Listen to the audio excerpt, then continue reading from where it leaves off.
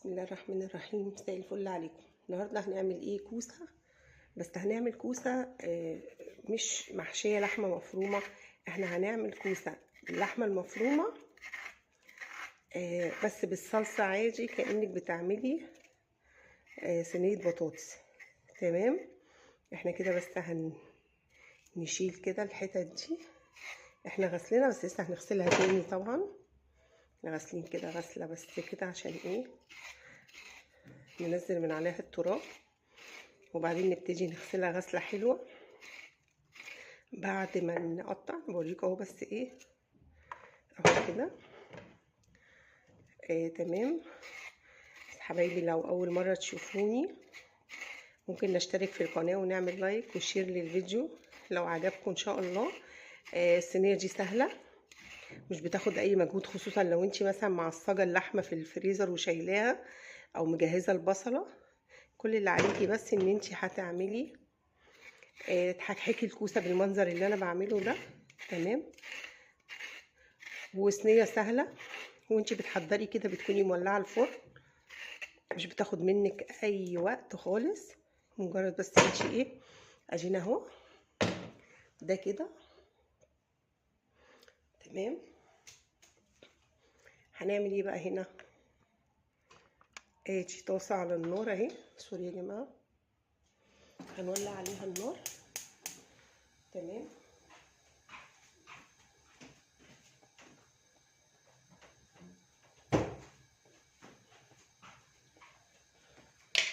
وهننزل بمعلقه سمنه،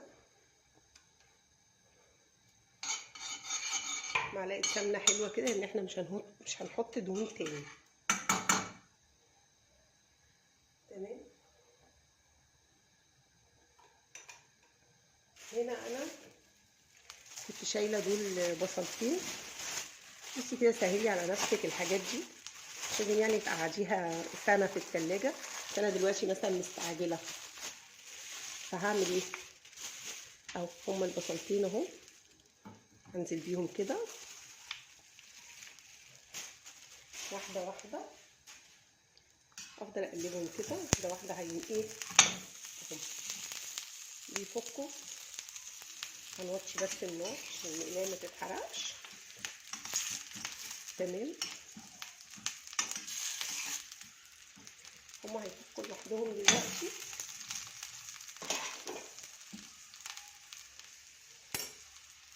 عايزه اقرب لكم بس شويه كده.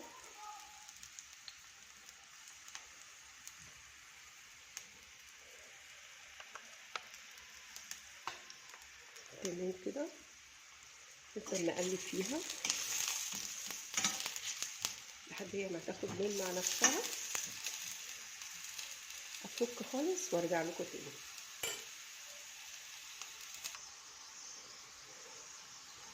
اهي خليكي. تمام اهو معايا يا جماعه. احنا عايزينها بس تاخد لون. هو هنا بس النار عليت من هنا شويه، فبنشيل ده اللي اتحرق. تمام. انا بس عليت ورحت افتح اللاب، عارفين الاستانلس ده ما بيستحملش، يعني بيلسع من الدولاب على طول. تمام. هنا معايا كميه بس ايه، مش كبيره، هي نص كيلو لحمه. هتعمل بصي قد ايه، يعني انت ممكن لو بربع كيلو هتعملي كميه اقل من كده. تمام. تمام. هنكتفي بهذا القدر، كفايه كده بصل. احنا طبعا خلاص كده مش هنحط بصل بقى على الصلصه، ولا هنحط سمنه. خلاص. هي برضه اللحمه لسه مطلعاها من الفريزر، النهار ده كله فريزر، فتلاقيها بس اول ما هتشم النار هتفك يعني على طول.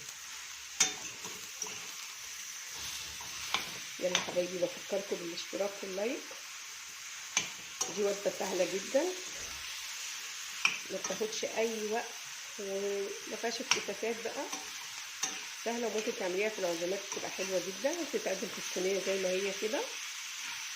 تمام. بس احنا هنستنى عليها، نوطي عليها بقى شويه، نستنى عليها تاخد صدمه بس الاول كده. نحط لها ملحها وفلفلها. تمام.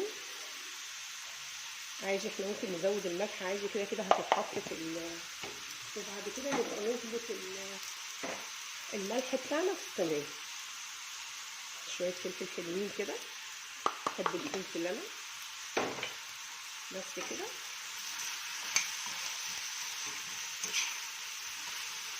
اهي هستنى عليها لما تخلص واقول لكم الخطوه الجايه. رشه جوز الطيب يا جماعه، اللي بيحبها، اللي مش بيحبها يقدر يستغنى عنها. تمام اهو، عشان نسيت اوريها لكم بالفيديو. بصوا يا جماعه، ادي اللحمه خفت، مش هنتقل عليها قوي، احنا عايزينها ايه، جوسي شويه. خلاص نبعد دي كده وهنحط دي مكانها كده اهي. دي بقى التركه اللي بتظبط قوي طعم صينيه البطاطس او طعم اي صينيه فيها صلصه. هننزل بالطماطم كده، دول حوالي كيلو طماطم. هي الكوسه بتحب الطماطم وانا عامله حوالي كيلو ونص. خلاص هنسيبها تغلي، مش هنعمل فيها غير ملح، شويه ملح. نعمل حسابنا ان احنا حاطين ملح هنا، مش هنكتر، في الاخر نظبط ملحنا. فلفل اسمر، انا حاطه هنا سمنه، مش هحط سمنه تاني. تمام. شويه فلفل اسمر ونسيبها تغلي. بصوا هي فاتحه ازاي، لما تغلي هتدينا لون غامق. انا مش عايزه اسبكها، بس انا عايزه اديها اللون الغامق بتاع الطماطم، بتاع اللي هي كانها متسبكه. مش حبايبي زي ما بقول لكم اهو، انا مش عايزه اكتر من كده. بصوا اللون، واضح اللون قدامكم اغمق ازاي. خلاص انا هوطي عليها بقى لحد ما اقطع الكوسه، اوريكي انت شوفي انت التقطيعه اللي انت عايزاها. ان انت ممكن تعمليها بالمقوار، بس انا بعمل بالمقوار لما اكون هحشيها يعني. بس انا التقطيعه بقى اللي انا بحبها كده، صوصهم كده عشان ما تتهريش. تمام. دي عشان كبيره كده فمش هتتهري معايا. تمام كده. في مثلا لو صغيره كده نوريكي كذا تقطيعه، واللي يريحك اعمليه، احنا اللي هناكلها يعني مفيش حد غريب، هتبقى ميكس تقطيع كده مش مهم، ممكن نعمل كده. تمام. زي ما بقول لكم احنا اللي هناكلها يا جماعه، بس انا بوريكم كذا تقطيعه، واللي انتي بترتاحي لها اعمليها. تمام. انا هكمل بقى التقطيعه دي كلها وارجع لكم تاني اقول لكم هنعمل ايه. تمام كده. عايزه بس اقول لكم على حاجه يا جماعه، لو الفيديو عجبكم كده وانا بنزل الصوت على طول وانا شغاله، تمام قولولي. لو مش عاجبكم عايزيني اسجل زي ما كنت بعمل الفيديوهات قبل كده برضو قولولي، اللي يريح ودنكم يعني وانتوا بتسمعوا. تمام. انا هنا خلاص كده اعتمدت التقطيعه دي كده عشان يبقى كله شبه بعضه. زي ما قلت لكم مفيش حد غريب هياكل يعني، فكلنا ايه سريع سريع كده. إيه انا يا جماعه لما بكون بس عايزه اعمل محشي بحكحكها بالمقور من بره، بيبقى شكلها اشيك طبعا، لكن هي طبعا هتخش في الصلصه دلوقتي مش هتبان.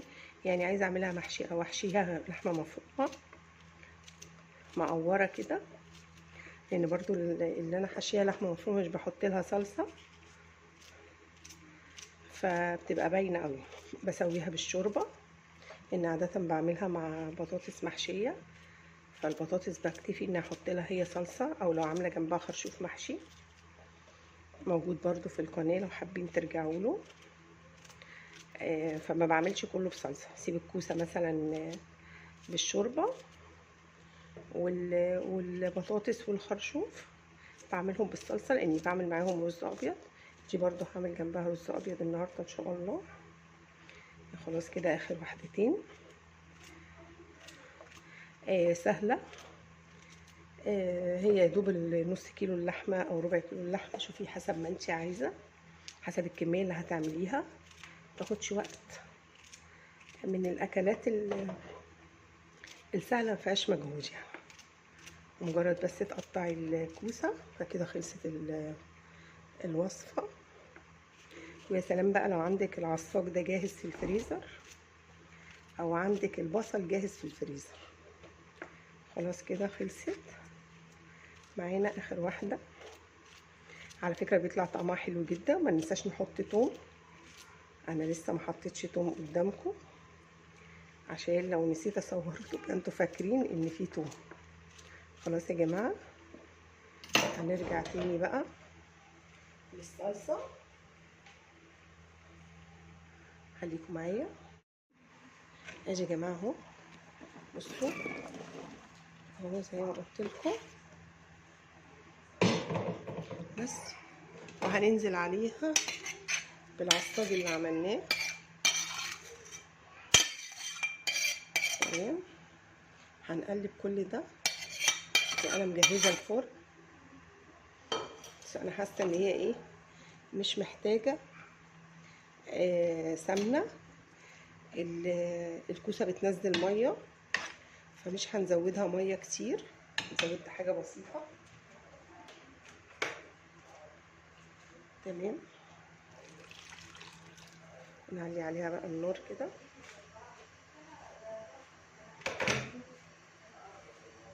تمام. هنجيب بقى فصين توم، 3-4 فصوص توم كتير يعني علشان الكميه دي. زي ما قلت لكم في اكلات بتحب التوم، اكلات مش بتحب التوم. الكوسه من الاكلات اللي ما بتحبش التوم، بس انا بحب احط لها فصين توم كده، بيخلوا الريحه حلوه الطعم حلو. بصوا انتوا معايا كده شايفين هي مش محتاجه سمنه. نكتفي بايه، بهذا القدر من السمنه. نكتفي بالسمنه اللي حطيناها في العصاج. تمام. بس هجيب التوم على اسيبها تغلي شويه، هجيب التوم وارجع لكم. بس يا جماعه اهو الكام فص توم اللي حطيناهم. انا قصدي ان هي مش ما بتحبش التوم، ما بتحبش يعني، مش ما بتحبش يعني بتبقى حلوه لو ما حطيناش توم كتير. عندك اللوبيا مثلا لازم يتحط لها لوبيا كتير، سوري توم كتير. خلاص دي خلاص كده هنظبط الحدق بتاعها، نشوف ملحنا حلو ولا لا، وبعدين ندخلها الفرن. ولما تنشف هنعمل معاها رز ابيض هوريها لكم وهي بتتقدم.